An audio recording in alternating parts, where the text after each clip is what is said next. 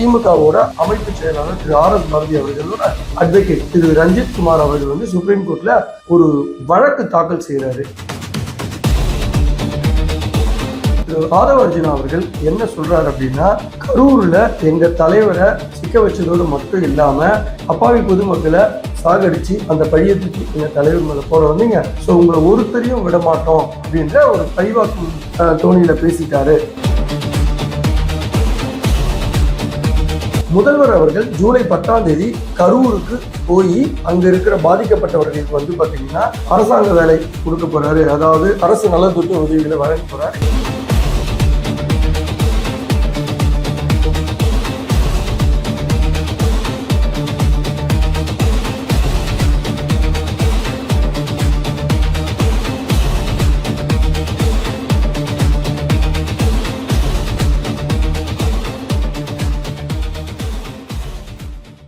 வணக்கம் HKS voice media நேயர்களே, இந்த காணொலியில என்ன பார்க்க போறோம்னா, நேற்றைய தினம் ஒரு காணொலியில நம்ம என்ன பார்த்தோம்னா, திமுகவோட அமைப்பு செயலாளர் திரு ஆர் எஸ் பாரதி அவர்களோட அட்வொகேட் திரு ரஞ்சித் குமார் அவர்கள் வந்து சுப்ரீம் கோர்ட்ல ஒரு வழக்கு தாக்கல் செய்யறாரு.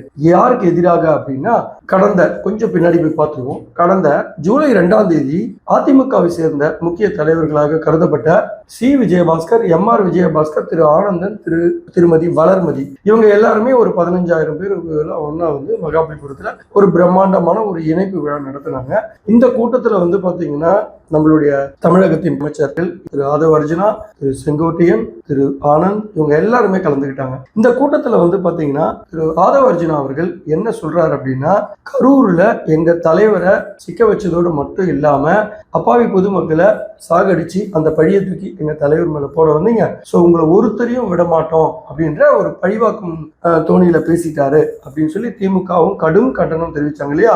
இந்த வழக்கு இன்னைக்கு சுப்ரீம் கோர்ட்ல போச்சு. சுப்ரீம் கோர்ட்ல யார் முன்னாடி இன்னைக்கு இந்த வழக்கு வந்துச்சு அப்படின்னா, நீதியரசர்கள் திரு விஸ்வநாதன் மற்றும் ஆலோக் ஆராதா அவங்க முன்னாடி இன்னைக்கு இந்த வழக்கு விசாரணைக்கு வந்துச்சு. ஸோ அப்ப டிஎம்கேவோட மூத்த வழக்கறிஞர் திரு ரஞ்சித் குமார் திமுக சார்பா ஆஜராயிருந்தாரு.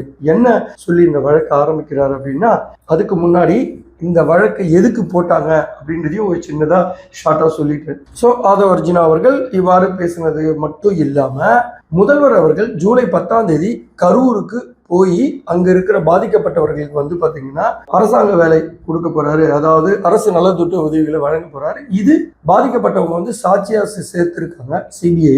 அவங்கெல்லாம் வந்து பாத்தீங்கன்னா வழக்குக்கு அவங்களுக்கு ஆதரவா போயிடுவாங்க, அதாவது தாவேக்காக்கு ஆதரவா போயிடுவாங்க அப்படின்னு மட்டும் இல்லாம திரு புஷி ஆனந்த், திரு ஆதவ அர்ஜுனா, திரு நிர்மல் குமார், திரு செங்கோட்டையன், இவங்கெல்லாம் இந்த வழக்கு சம்பந்தமா திமுகவையே குற்றம் சொல்லி பேசுறாங்க, திமுகவை தான் இந்த தவறை இதா மாதிரி திசை திருப்புறாங்க மக்களை அப்படின்னு சொல்லியும், இது எல்லாத்துக்கும் சேர்த்து இவங்க பொது வெளியில பேசக்கூடாது, அதே போல முதல்வர் வந்து நலத்திட்ட உதவிகளை வழங்கக்கூடாது, அப்படியே வழங்குறதா இருந்தா சிபிஐயோட கைட்லைன்ஸ்ல தான் பண்ணணும் அப்படின்ற முறையில தான் சுப்ரீம் கோர்ட்டுக்கு போனாங்க.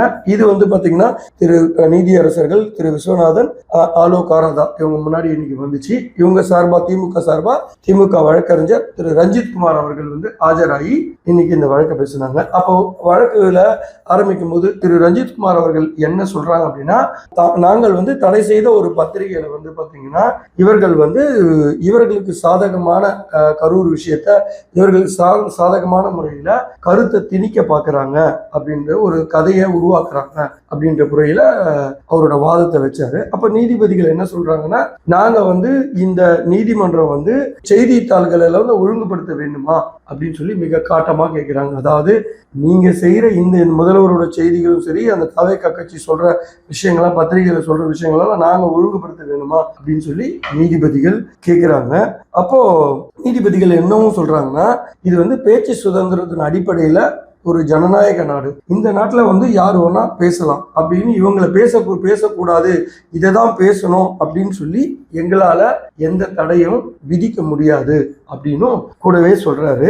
ஸோ அது போக இல்லாம நாங்க வந்து சிபிஐ ஆல்ரெடி இந்த வழக்கை வந்து சிபிஐ விசாரிக்கணும், அது ஒரு குழு அமைச்சிருக்கோம், எங்க நீதிமன்றம் வந்து இதுக்கு ஒரு ஆர்டர் பிறப்பிச்சிருக்காங்க, அதுவும் கருணை அடிப்படையில ஒரு ஆர்டர் பிறப்பிச்சு சிபிஐ விசாரணை நடைபெறணும் அப்படின்னு நாங்க ஆல்ரெடி உத்தரவு போட்டுட்டோம். போட்ட உத்தரவை மீண்டும் எங்களால புதுசா ஒரு உத்தரவை பிறப்பிக்க முடியாது அப்படின்னு சொல்லி மிக காட்டமாவே சொல்றாரு. அதுக்கு வந்து பாத்தீங்கன்னா அட்வொகேட் வந்து திரு ரஞ்சித் குமார் அவர்கள் என்ன சொல்றாங்க அப்படின்னா, அவங்க வந்து இரட்டை வேடம் போடுறாங்க, அவங்க வந்து தொட்டிலும் அதான் குழந்தையும் கிள்ளி விட்டுட்டு தொட்டிலும் ஆட்டுறாங்க அப்படின்ற அடிப்படையில அவர் பேசுறாரு. அதுக்கு என்ன சொல்றாரு அப்படின்னா, நீங்க குற்றம் சாட்டுற தமிழக முதல்வர் இந்த கரூர் கூட்ட நெரிசல் வழக்கில், அதாவது முதல் தகவல் அறிக்கையில் குற்றவாளி என்று எந்த இடத்துல அவருடைய பெயரே இல்லை. அப்படி இருக்கும்போது நீங்கள் எப்படி அவரை குற்றவாளி என்று கூறுவீர்கள் அப்படின்னு சொல்லி மிக காட்டமாவே கேட்டுட்டாரு. ஸோ அது போக நீதிபதிகள் என்ன சொன்னாங்கன்னா, உங்க சண்டையை எல்லாம் நீதிமன்றத்துக்கு வெளியே வச்சுக்கோங்க, உள்ள கொண்டு வந்து நீதிமன்றத்தை அரசியல் மேடையாக மாற்ற வேணாம் அப்படின்ற முறையில மிக கடுமையான ஒரு கண்டனத்தை நீதிபதிகள் தெரிவிச்சாங்க. ஸோ அதுக்கு அட்வொகேட் அவர்கள் என்ன சொல்றாரு அப்படின்னா, நீங்க ஒரு கண்காணிப்பு குழு வச்சிருக்கீங்க, அட்லீஸ்ட் இந்த கண்காணிப்பு குழுவுக்காக நீங்க ஒரு ஆர்டரை போடுங்க. அதாவது முதல்வர் இந்த மாதிரி வந்து அரசு நலத்திட்ட உதவிகளை வழங்குறதுக்காக கரூருக்கு போறாரு, ஜூலை 10ஆம் தேதி இதுதான் பண்ணணும், இப்படிதான் பண்ணணும், ஒரு வழிமுறையாவது உருவாக்கி கொடுங்க. So the based on that அதை அவங்க செயல்படுத்திட்டோம். அட்லீஸ்ட் நீங்கள் ஒரு ஆர்டர் போட்டால் நான் அவங்கள போய் இந்த கண்காணிப்பு குழுவை நான் போய் பார்க்குறேன் அப்படின்ற அடிப்படையிலையும் கேட்குறாரு. ஆனால் நீதிபதிகள் என்ன சொல்கிறாங்கன்னா, நீங்கள் இந்த வழக்கை தாக்கல் செய்ததே முதல்ல தவறு, எங்களுக்கு பிடிக்கல. அதாவது நீங்க என்ன செய்வீங்க செய்ய மாட்டீங்கன்றது எங்களுக்கு அவசியம் இல்லை. ஸோ இந்த வழக்கை எங்களுக்கு விருப்பம் இல்லாம இதை தாக்கல் செய்தது மிகப்பெரிய தவறா நாங்க கருதுறோம் அப்படின்னு நீதிபதிகள் சொன்னோனையும் வேற வழியே இல்லாம திமுகவோட வக்கீல் திரு ரஞ்சித் குமார் அவர்கள் இருக்காங்கல்ல, நான் இந்த வழக்கை முழு சுதந்திரமாக வாபஸ் வாங்கி கொள்கிறேன் அப்படின்னு சொல்லிட்டாரு. இவர் வாபஸ் வாங்கலனாலும் they are ready to dismiss this case அப்படின்ற ஸ்டேஜில் தான் ஜட்ஜஸ் இருந்தாங்க. ஸோ இவர்கள் என்னன்னா, முதல்வர் ஜூலை 10ஆம் தேதி கரூருக்கு போகக்கூடாது, அரசு நலத்திட்ட உதவிகளை வழங்கக்கூடாது.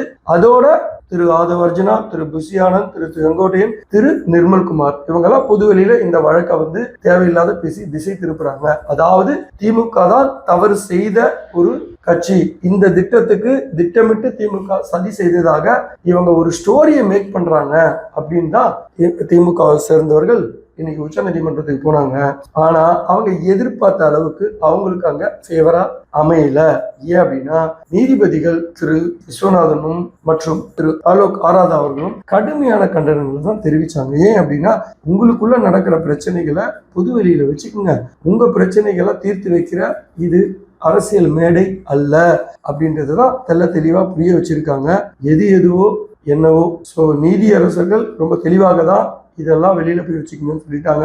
அதே நேரத்தில் முதல்வரோட அரசு முறை பயணம், அதாவது கரூரை நோக்கி ஜூலை 10ஆம் தேதி போகக்கூடிய பயணம் எந்தவித பிரச்சனையும் இல்லாம அது சரியான முறையிலே போகும். இதுக்கு தடை எதுவும் விதிக்கல, எந்த விதமான வழிகாட்டுதலையும் உச்சநீதிமன்றம் தெரிவிக்கல அப்படின்றது திமுக கட்சிக்காரங்களுக்கு ஒரு மிகப்பெரிய ஆறுதலா இது இருக்கும். ஏன் அப்படின்னா, கரூருக்கு போனோம் அப்படின்னு சொல்லி மிக நீண்ட நாளாக திரு விஜய் அவர்கள் தமிழக முதல்வர் யோசிச்சுட்டே இருந்தாரு.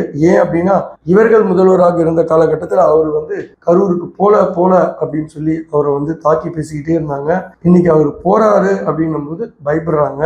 ஸோ என்னன்னு நம்மளால புரிஞ்சிக்க முடியல. இதுதான் அரசியல் போல. நாமளும் நிறைய விஷயங்களை கத்துப்போம். சரி, மீண்டும் இதே போல ஒரு சுவாரஸ்யமான விஷயத்தோட உங்களை அடுத்த காணொலியில சந்திக்கும் வரை உங்களிடமிருந்து விடைபெறுவது உங்கள் HKS. நன்றி, வணக்கம்.